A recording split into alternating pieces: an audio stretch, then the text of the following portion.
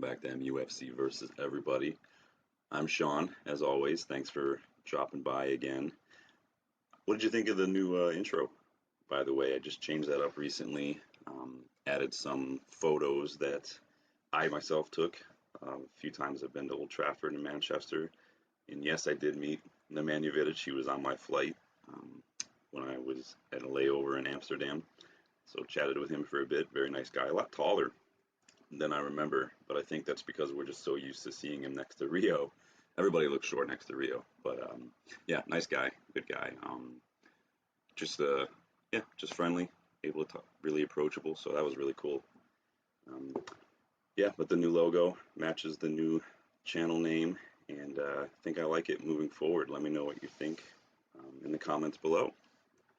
Don't forget to hit the like button. Don't forget to subscribe to the channel if you're new, and check us out over on Twitter, MUFC versus everybody. That's where I'll share all the links to the videos and obviously just post my thoughts and opinions and my reactions to a lot of what's going on. Most of it is anti-Liverpool, especially recently, but that's okay. If you're not doing that as a United fan, you're not doing it right, right? So we got a little bit of time before maybe I want to do a preview of the Bournemouth match this weekend. So I thought I'd switch things up a bit and do some content that I've been wanting to do some content. You know, a lot of people do, but something that's also of personal interest to me. I do watch a lot of football, like I said, a lot of different leagues. I do have talent ID levels 1 and 2 from the PFSA, level 1 from the FA, and data analysis from the PFSA as well.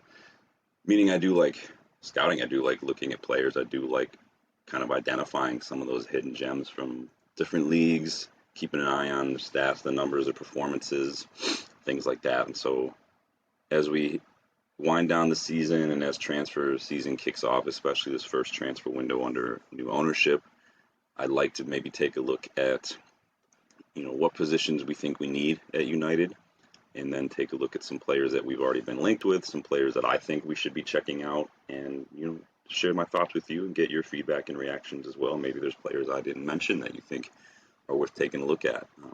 We'll be taking a look at players from Belgian leagues, from the Eredivisie, from all over the place. So just stay tuned.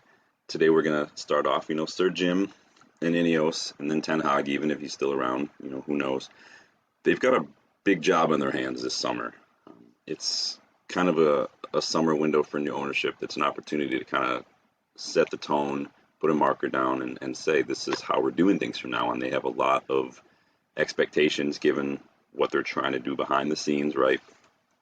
But there's also going to be some big asks because we have a squad that's just not quite up to it. You know, we need players who can raise the floor of that squad. We have players who are going to be leaving for free again. You know, we already saw Pogba walk out the door, Lingard walk out the door, De Gea walk out the door for free.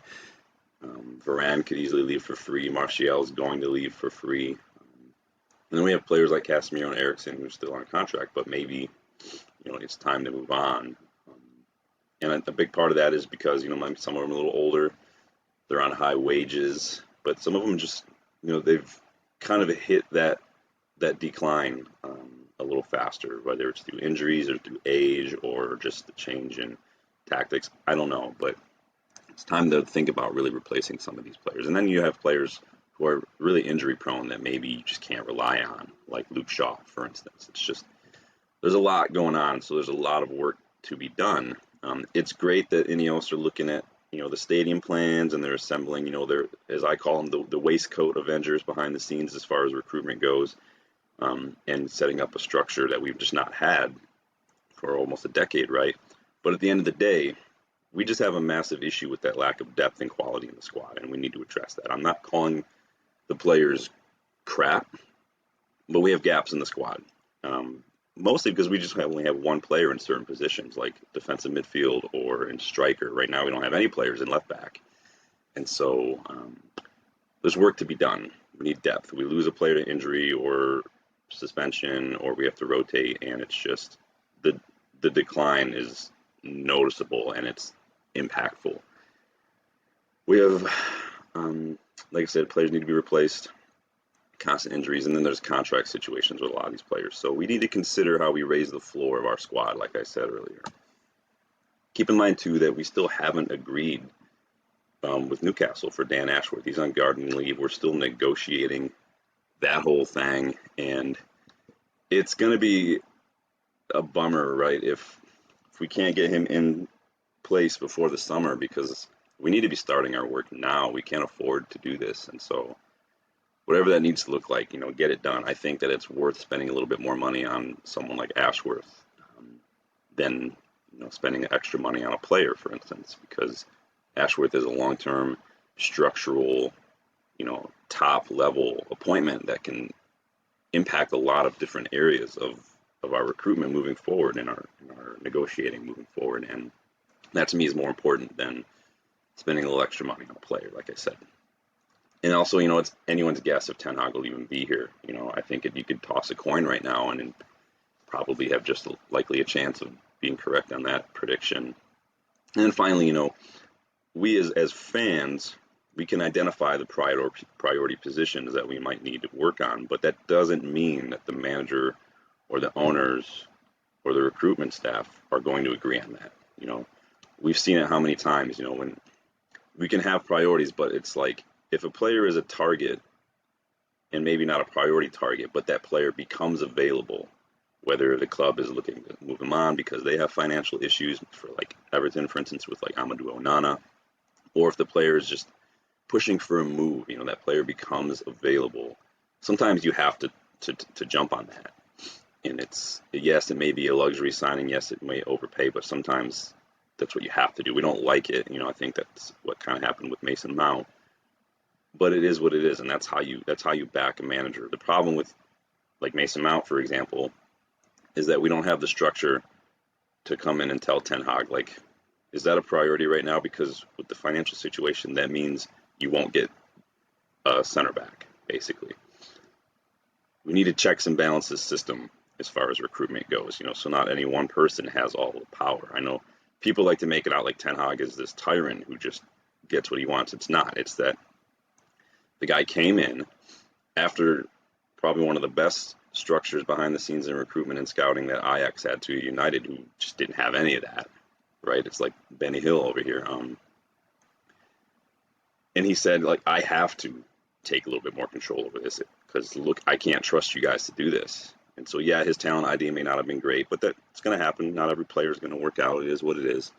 But the negotiating was not on him. We've already discussed that. So, in my opinion, in no particular order, getting back to positions, I think we need a center back. I think Varane looks likely to leave, and he's a little too injury prone as far as I'm concerned.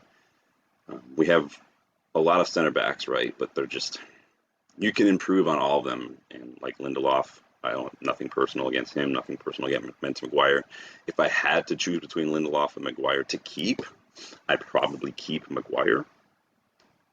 But I think he likes playing for United. I think that even if he's second, third choice, fourth choice even, I don't think it hurts his chances in international duty. I think Southgate loves Maguire, so I don't think he's got any risk of losing his spot there. And I think that he's a good leader to have in the dressing room. It doesn't mean he's captain material, but you can see he was coming alongside Campbell a little bit. He's putting in the hard work. He works hard. He worked in the summer just to train extra. He was training like 3 times a day, I think. And so he's a hard worker, and he does his job. That's all you needed him to do. You know what you're going to get with Maguire. The problem is sometimes Ten Hag expects different things from Maguire that he just can't do. And so I would keep Maguire over Lindelof. From Varane, I would let go.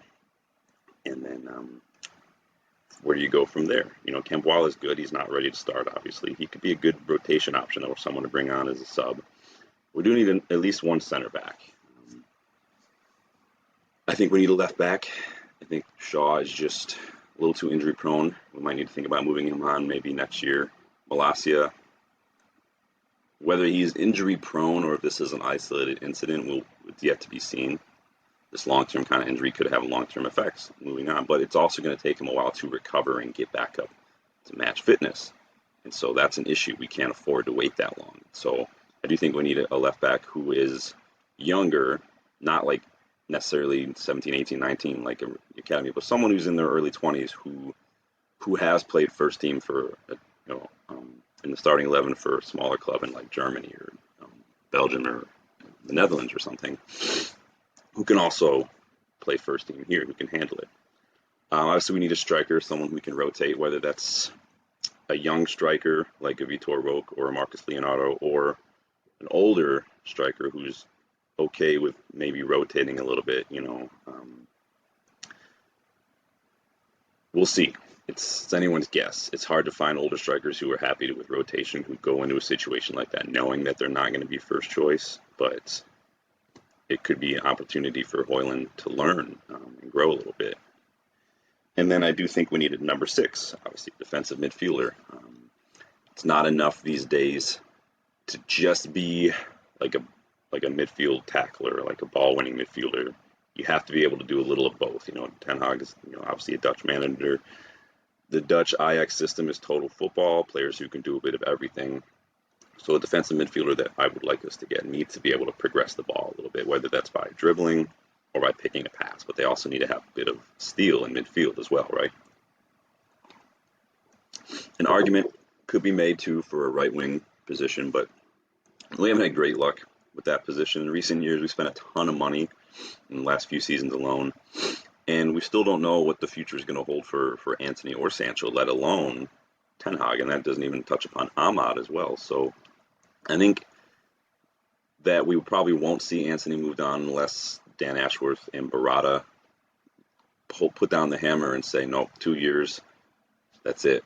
It's going to be hard to find a seller. I think you'd have better luck keeping Antony on for another season and then assessing it. Not assessing whether or not you keep him, but giving him a chance. It's almost like a season of a shop window, which is, it's not that that's my preference. I just think that that's realistically what you can expect.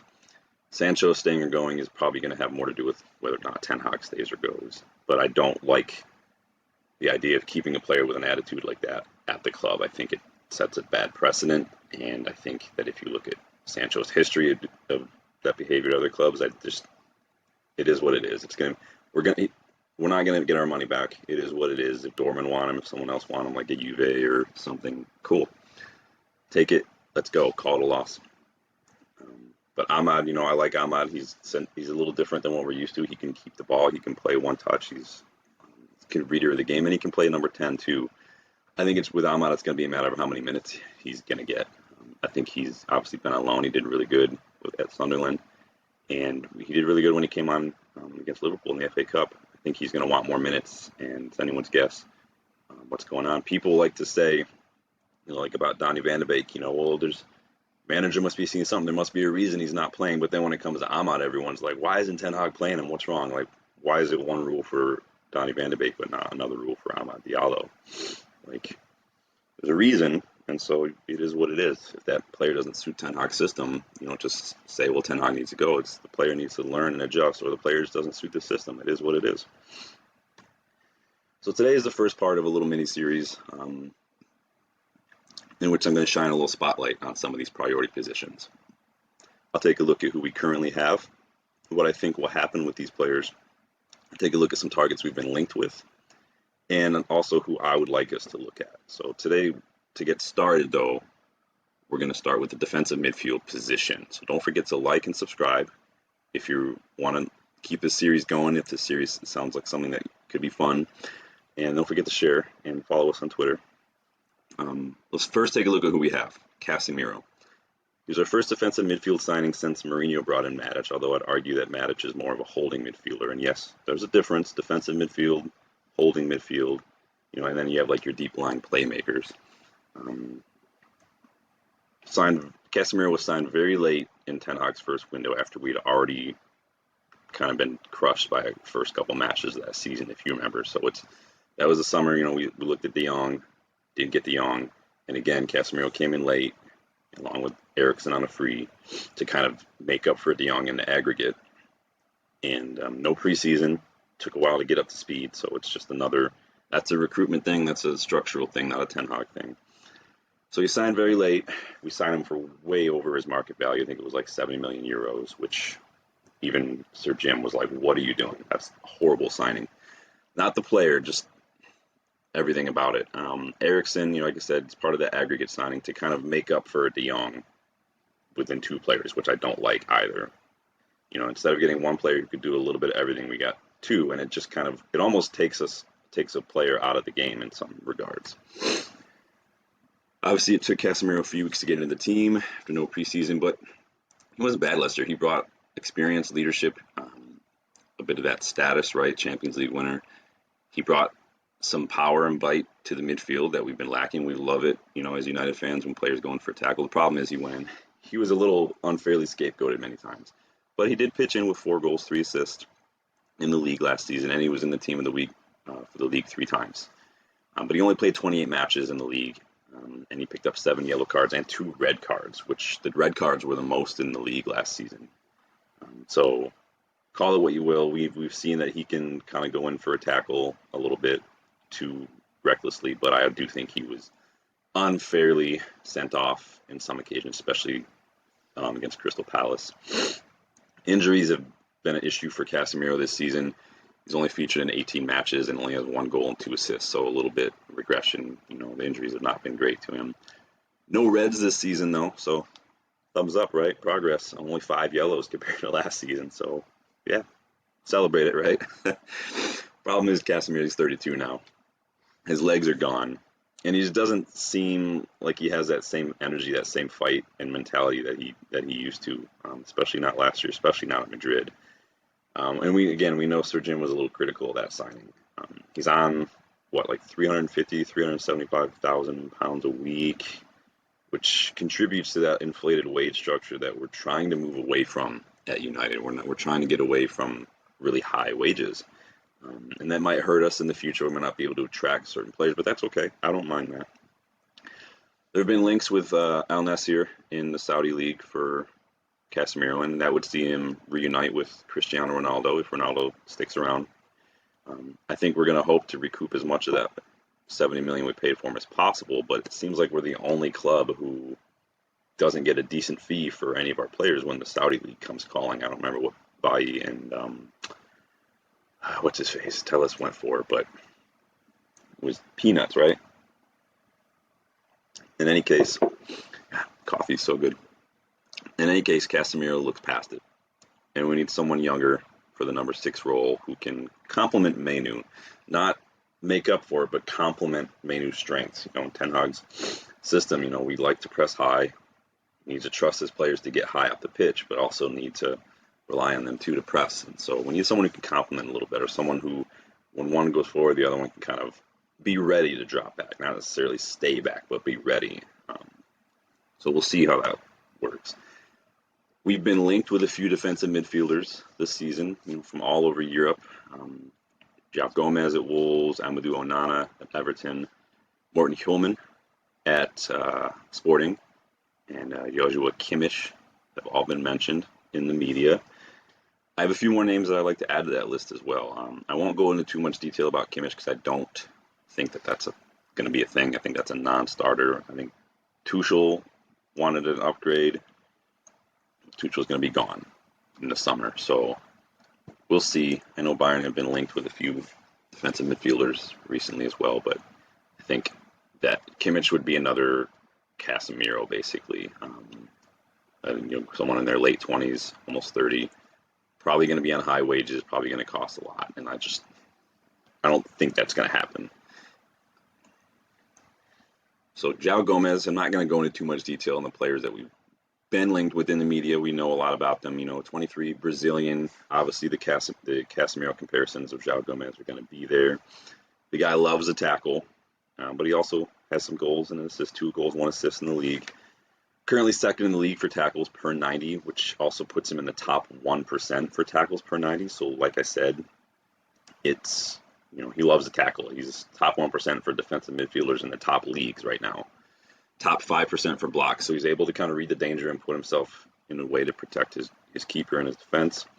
He needs to work on his composure, 8 yellow cards, and he needs to work on his passing a little bit. Like I said, we need players who could do a little of both. It's not enough to just get around and make a tackle. You need to be able to move the ball once you win it, right?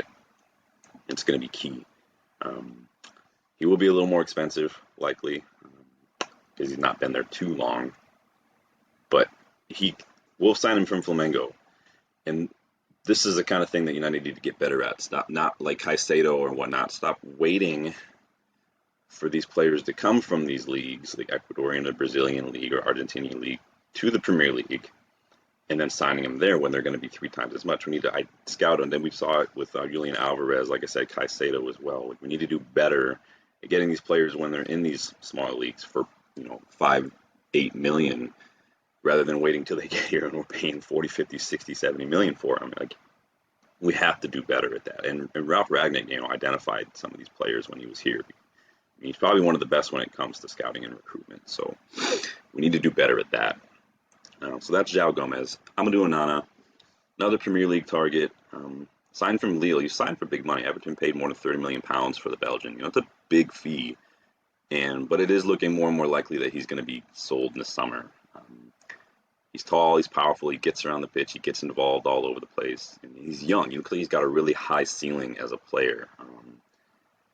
The kicker in this situation with Amadou Onana is going to be Everton's fate. They got points deductions, they're dealing with all sorts of stuff.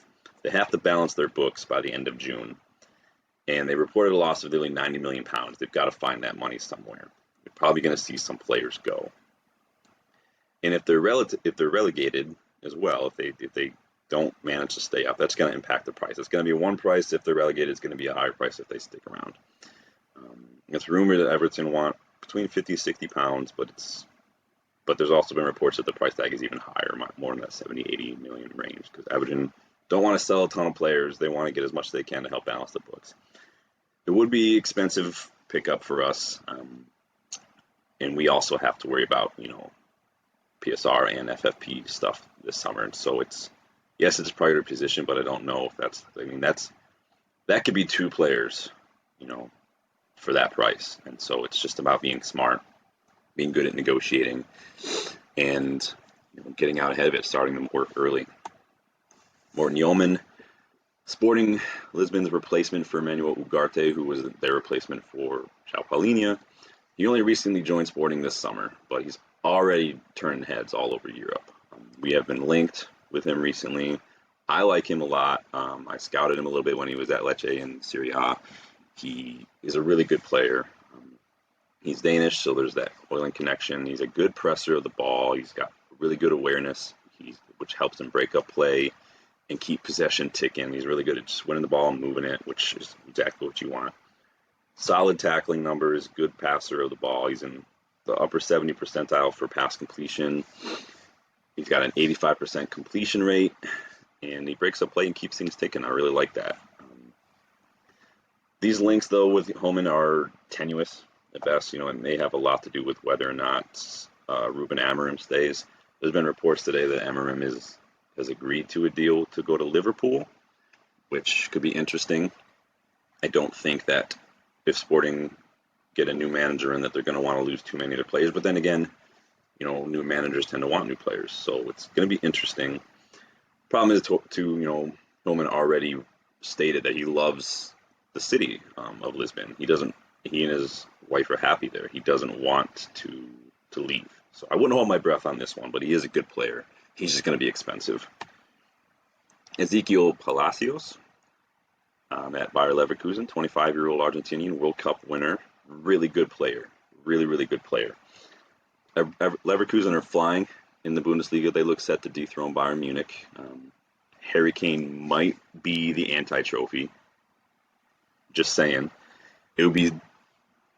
I can't even imagine what's going to happen when Bayern loses Bundesliga for the first time in a decade after Harry Kane joins them. The first season he arrives, it's like he just emits this aura of, I don't want trophies. It's ridiculous. Palacios is such a good, solid, such a combative midfielder, but he's really good at passing the ball. Not only does he kind of hover around the top 10% when it comes to tackles and interceptions per 90, and he's actually 6th in the Bundesliga right now for tackles per 90, but he's got an impressive passing range. He can break up the lines with an incisive pass, which is like a icing on the cake kind of trait for a player like that. He's in the top 1% for attempted passes, but he's also in the top 6% for pass completion at 90%, which is currently 2nd in the Bundesliga. And he's in the top 9% for progressive passes per 90. So again, he can win the ball, but he moves the ball forward. It's one of the things I've said before. Pass completion, like clean sheets, can be a bit misleading because a defender who just passes the ball 5 yards back and forth between the line, that's a high pass completion. I want to see progressive passes. How far we move in the progressive passes, any pass that moves the ball 10 yards closer to the opposition, right? The opposition goal, which means you're taking chances, which means you're seeing the pass, which means you're making the pass. He's a perfect age, in my opinion, that 24-25 range, which is good. He brings experience. He's not someone that you have to develop a whole lot. They've already maybe kind of shaken off a lot of the negatives of their game, and they're in that prime age. Problem is, Leverkusen aren't interested in selling, and especially, if Xabi Alonso looks like he's sticking around and they're going to have a good run at the Champions League and an opportunity to defend the Bundesliga title, I don't think you're going to see them lose a whole lot of players. I think you're going to see them strengthen. They'll probably be open to get rid of some of their fringe or rotational players, which we'll talk about in the future when it comes to center backs. And then they've got players like Frimpong who have release clauses who can't really do anything about. Side note, I would jump on that Frimpong release clause, but I would play him on the right wing and not right back. That's just me.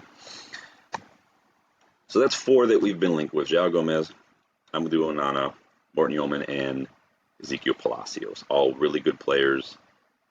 Homan's probably the least likely, with Palacios the close second there. Between the Premier League duo, I'd probably choose Amadou Onana, all things being equal, but he's just going to cost almost twice as much as João Gomez. And so it's difficult. The links are there. There's not any one that stands out as a high possibility. Each one has obviously their strengths, but there's a lot of things that make those deals difficult to do, especially for a United side who have finances to consider. So here are 3 more defensive midfielders that I would like us to be looking at, that I would take a closer look at. They won't be expensive, and they could prove to be shrewd signings in transfer market right now, especially like I said, for United, who need to balance their books a little bit and who need to be thinking smart with these deals. So my first one is, and these are in no particular order, my first one is 24-year-old French midfielder Maxence Caqueret. Plays for Lyon. He struggled a bit when Lyon were struggling, but they've turned it around, and he's turned it around. He's been massive. If you listen to a lot of Lyon fans, they rave about this guy. His numbers are solid. He's 7th in Ligue 1 for big chances created, 7th for key passes per 90, 88th percentile for shot creating actions per 90, in the top 10% for progressive passes per 90. So again, he moves the ball, he creates chances, he moves the ball forward, he's a good ball progressor. What I like most, though, and I love midfielders who can carry the ball. That's why I love Kobbie Mainoo so much, and like Frankie de Jong, or João Neves, he carries the ball. Top 7% for successful take-ons per 90, and in the 82nd percentile for progressive carries. So he's good with the ball, he can carry it. He's press resistant, he can move the ball. When you create space for yourself, it's such an invaluable trait for a midfielder. Now, I know what you're thinking, where's the defending? Well, Caqueret is also in the 84th percentile for tackles per 90, and then the 86th percentile for interceptions per 90. So job done there. The guy contributes on and off the ball. Dortmund have been linked. I know he rejected a move to Fulham, and Spurs were linked in the summer as well. So he's turning heads. He wouldn't be expensive, and I think his price tag is only around 20 million. Might be a little higher by the end of the season, but Lyon aren't doing as good, so I think that Caqueret would be a really good signing. And he's a good age, too. Next on my list is 21-year-old German midfielder Eric Martel. Plays for Cologne. He's been a regular for them in the starting 11 for 2 seasons since he joined from Leipzig. Even though he's young, he's only 21, but he's been a starting 11 regular for the last 2 seasons, like I said. He patrols that area just inside, his own half. He can break up play, but he can also pitch in with a goal and an assist. He's got 1 goal, 1 assist this season. His defensive numbers for such a young player are really impressive. It shows a good reading of the game, good positioning, good awareness. 9th in the Bundesliga right now for tackles per 90, and he's in the 87th percentile, so the top 13% for tackles per 90. He's well inside the 10%, top 10% for interceptions, blocks, clearances, and aerial duels per 90 too. So he's just a wall in that defensive midfield position. He was linked with Bayern Munich in the past, and no surprise, surprise, Bayern Munich. They want a German midfielder. Who knew? But Tuchel's leaving, and Tuchel's the one who wanted him. So I think that interest might go with him, because I don't know if Bayern are going to want to lose all their midfielders. They've got a healthy amount of them right now. We were actually linked with him a few years back when Ralf Rangnick was in charge, and he was kind of making some targets. I mean, obviously there's that Leipzig connection back then as well. He only joined Cologne in 2022 though, so for just over 1 million euros. So it wouldn't take much for them to make, 10 to 20 times what they paid for him, which would be great. In a struggling Cologne side, he's been a standout, and it would be a bargain, especially if Cologne do end up being relegated. I think that is a player we should definitely be looking at. Last but not least is my personal pick. Now, if you've watched a couple other fan channels, this guy's not going to be a new name for you, but he's such a good player. He's 24-year-old Dutch midfielder Mats Wiever, Feyenoord's midfield general. I did a scouting report on him a while back when I was doing more scouting reports, and he continues to impress. I know what you're thinking. No more Dutch league players. Stop signing players from the Eredivisie. Everybody signs players from the Eredivisie, and there's a reason. There's good players in the Eredivisie. Arsenal signed Timber, West Ham signed Kudus and Alvarez. Everybody signs players from the Eredivisie. It's just they have good players. I think that it's nothing to sneeze at. A lot of great players have come from the Eredivisie. Everybody signs them. Wiever would be cheap, and he's, in my opinion, ready-made for a step up even to the Premier League. And he's in that ideal age, that 24, 25-year-old age bracket. I think this could be the potential transfer of the summer with Wiever. He's strong. He reads the game well, so he can break up play. Good passer of the ball. He's got 5 goals and 3 assists this season, so he's able to help on and off the ball. And he's been in the team of the week 5 times.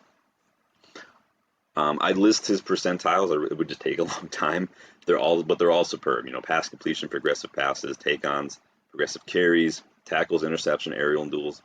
They're all stellar. They're all in like the top 15 to top 10% for defensive midfielders. Like if you look at FB Ref for Mats Wiever, everything's green. It's insane. He's valued at only about 20-25 million, which is a snip in today's transfer market. Like that's a bargain. Like I would be all over that. He's leader. He's good on and off the ball. He instantly adds so much quality to this United side, to any side that signs him, really. And I think that it would be foolish for us to not be taking a serious look at him.